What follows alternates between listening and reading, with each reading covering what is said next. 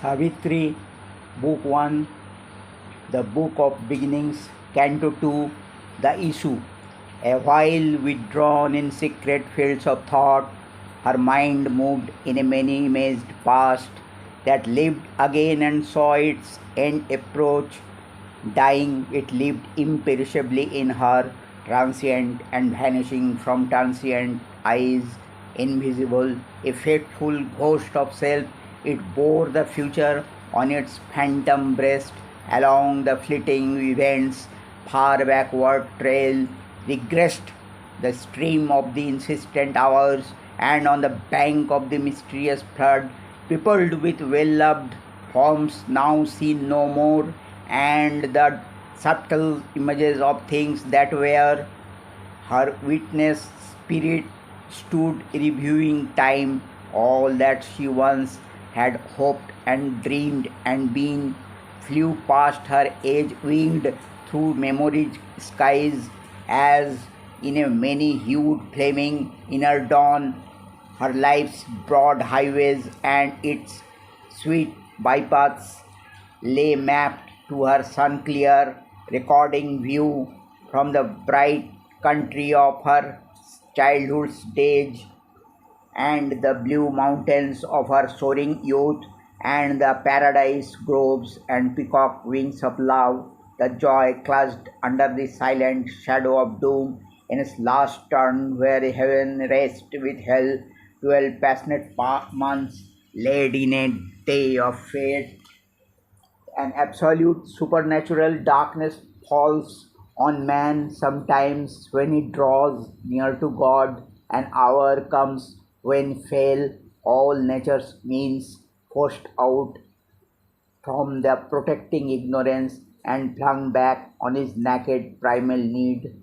He at length must cast from him his surface soul and be the ungarbed entity within. That hour had fallen now on Savitri, a point she had reached where life must be in vain, or in her unborn element awake. Her will must cancel her body's destiny, for only the unborn spirit's timeless power can lift the yoke imposed by birth in time.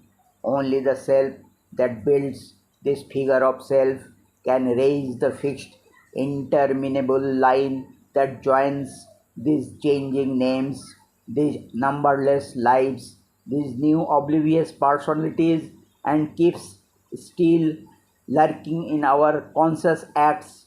The trail of old, forgotten thoughts and deeds disown the legacy of our buried selves, the burdensome hardship to our vanished forms, accepted blindly by the body and soul, an episode in an unremembered tale, its beginning lost, its motive and plot concealed. A once living story has prepared and made our present fate, child of past energies, the fixity of the cosmic sequences fastened with hidden inevitable links she must disrupt, dislodge by her soul's force, her past, a block on the immortal's road, make a raised ground and saves anew her fate, a colloquy of the original gods meeting upon the borders of the known, her soul's debate with embodied nothingness must be wrestled out on a dangerous dim background. Her being must confront its formless cause against a universe, weigh its single self on the bare peak, where self is alone with naught, and life has no sense and love no place to stand. She must plead her case upon extinction's verge. In the words, death cave upholds life's helpless claim and vindicate her right to be and love.